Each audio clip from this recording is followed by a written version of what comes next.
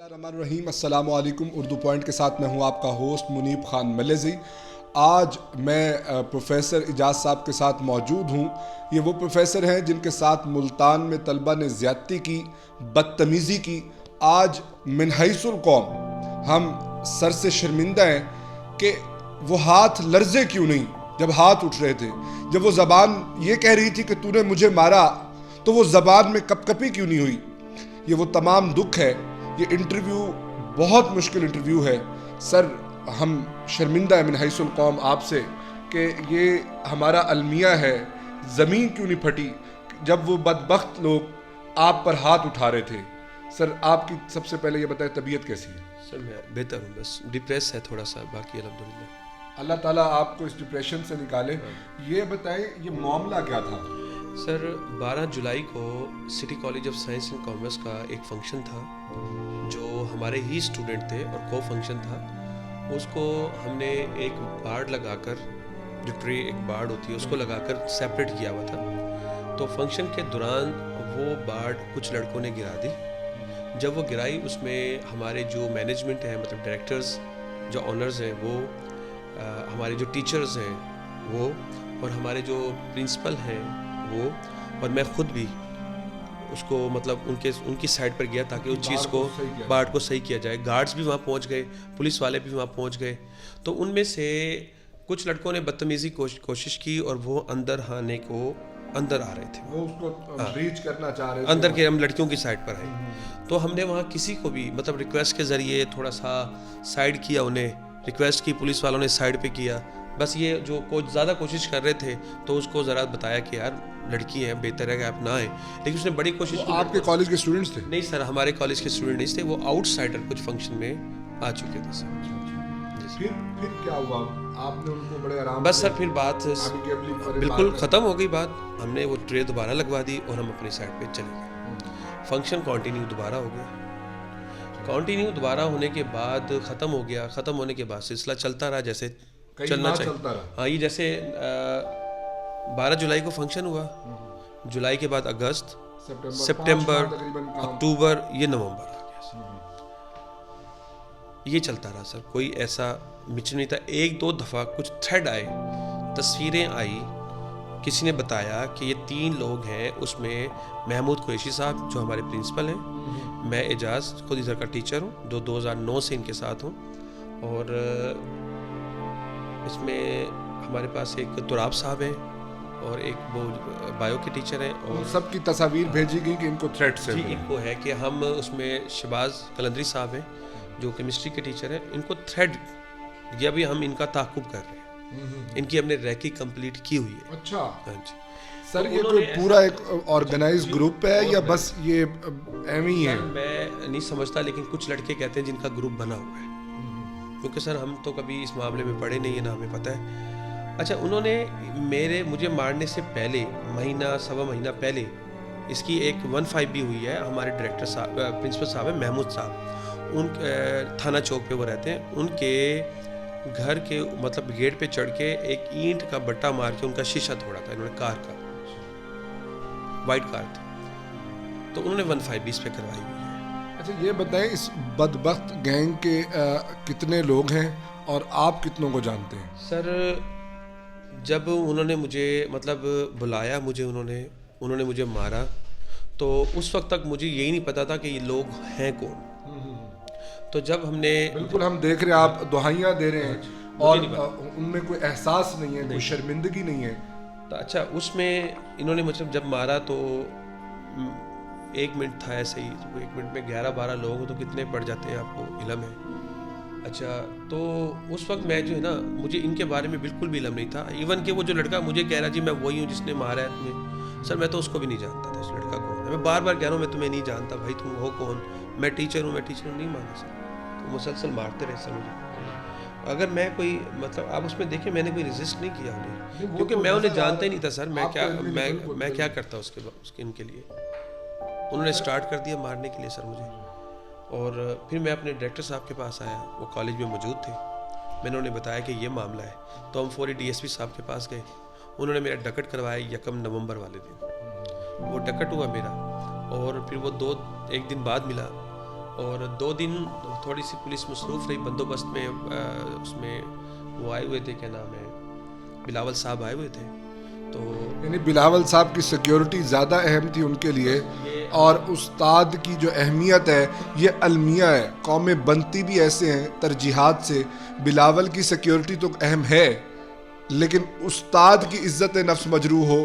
ہمارے ادارے آج 26 تاریخ ہو گئی ہے, آج تک ان کو گرفتار نہیں کر سکے. یہ ہیں ترجیحات.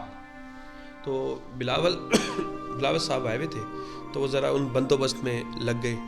تو اور ڈکٹ بھی 1-2 دن بعد ملا ہمیں, جو ہے نا, وہ کہتے جی ہم پہنچا دیں گے, آپ وہاں جانا. ہم نہیں پہنچایا انہوں نے. پھر ہم آئے, اچھا جی ہم پہنچا دیتے ہیں, جیسے ہوتا ہے. لیکن وہاں باقاعدہ پھر پہنچ گیا ہوں. اس کے بعد کیونکہ انہوں نے اس وقت میری اپلیکیشن یہ نہیں لکھی, انہوں نے کہا جی ڈکٹ آ جائے, ڈکٹ پہ پھر جو دفعہ لگتی ہے, جو کچھ ہوتا ہے وہ ہم کروائیں گے, تاکہ آپ کا بیلنس رہے دونوں چیزوں کے اندر. ٹھیک ہے جی. پھر اس کے بعد ہم چلے گئے. انہوں نے اپلیکیشن لکھی. اپلیکیشن لکھنے کے بعد DSP صاحب, SHO صاحب, جو سیال صاحب ہے, DSP صاحب عمران مشتاق صاحب ہیں, سعید سیال صاحب ہیں, اور جو مطلب ASI صاحب ہیں, ان کا نام شفیق ہے, بہت اچھے انہوں نے کوآپریٹ کیا. ابھی تک کوئی گرفتاری ہوئی ہے؟ 2 گرفتاریاں عمل میں آئی ہیں سر, جو اس وقت ابھی ریسنٹلی جب یہ میڈیا میں ہائپ آئی ہے, میڈیا میں ہائی لائٹ ہوا, 2 گرفتاریاں اس میں عمل میں آئی ہیں جنہوں نے ویڈیو بنائی تھی. وہ اصل وہ لوگ نہیں ہیں جو ویڈیو میں کردار ہیں. جو ابھی وہ جو ویڈیو میں کردار ہیں, وہ ابھی ان کے لیے وہ جو بھی اپنی کارروائیاں وہ کر رہے ہیں, ان کو مطلب تعاقب کر رہے ہیں. انشاءاللہ تعالیٰ مجھے امید ہے کہ مجھے انصاف ملے گا. اچھا پروفیسر صاحب, ہم نے یہ سنا تھا کہ آپ نے ان کو معاف کر دیا ہے, اس میں کیا حقیقت؟ سر اس میں یہ ہے کہ جب ہم اس میں آئے, کیا نام ہے, جب یہ پرچہ ہو گیا, اس کو گرفتار کر لیا حمزہ کو, تو یہ نا مجھے تھریٹ دینا انہوں نے شروع کر دیا نا مختلف قسم کا. جب میں اپنے گھر کی طرف آتا تھا تو ہاں جی پھر دوبارہ آپ نے آنا ہے اس سائڈ پر. اچھا, ابھی تو ایک اندر ہے, 11 تو باہر ہے. ہاں جی, آپ کس راستے سے آتے ہیں ہمیں پتہ ہے. اچھا, ہاں جی, آپ کو یہ نقصان نہیں, کالز نہیں, راستے میں شاؤٹ کرتے رہے. اچھا, تو سر ایک ٹیچر کتنا پریشر برداشت کر سکتا ہے, آپ بہتر جانتے ہیں. ایک شریف آدمی کتنا پریشر برداشت کر سکتا ہے. آپ اندازہ کریں ہمارے اداروں کی کارکردگی کا. مہینہ ہو گیا اس واقعے کو, خاموش رہے. جب یہ بات میڈیا پہ آئی, سوشل میڈیا پہ آئی, پھر ان کو سمجھ آئی اور انہوں نے 2 لوگوں کو گرفتار کیا.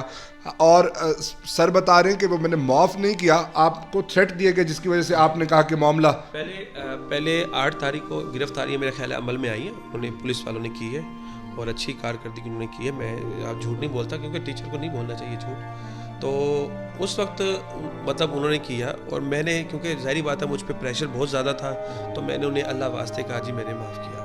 آپ نے کہا اللہ واسطے میری بھی جان چھوڑے اور اپنی بھی. بس یہی لکھا ہوا ہے, آپ اگر وہ نکال لیں, اس میں لکھا میں نے اللہ واسطے معاف کیا بس, اور کوئی لفظ اس سے زیادہ اس میں موجود نہیں. وہ بھی دباؤ میں آ کے آپ نے, بالکل دباؤ میں آ کے, کیونکہ دباؤ تو اللہ وہاں میں کیا لکھا تھا, تو وہ تو مجھے میرے اوپر تھا نا دباؤ, اس وجہ سے کر دیا. لیکن جب پہلے جو ویڈیو آئی تھی وہ ایڈٹ ہو کر آئی ہوئی تھی, وہ شاید آپ نے دیکھی ہو. اس کے بعد جو آئی ہے نا, جو ہفتے والے دن آئی ہے, وہ کلیئر آئی ہے. جب وہ کلیئر وائرل ہوگی مووی ساری, تو میں چاہ رہا تھا کہ چلیں چھپ گئی ہے بات, ختم کریں, کیا بندہ اپنے آپ کی عزت خراب کرے. تو جب یہ کلیئر ہو گئی تو پھر میں نے سر اسٹیپ اٹھایا. تو میں انشاءاللہ میں کھڑا ہوں, اور میں چاہتا ہوں کہ مجھے جو چیف جسٹس آف پاکستان ہے, چیف, اور جو اس میں چیف آف آرمی صاحب ہیں, یا اس میں جو ہمارے پرائم منسٹر صاحب ہیں, CM صاحب ہیں, اور جو RPO CPO صاحب ہیں, کہ میں چاہتا ہوں کہ مجھے انصاف مہیا کیا جائے, اور اس کے ساتھ ساتھ مجھے تحفظ فراہم کیا جائے.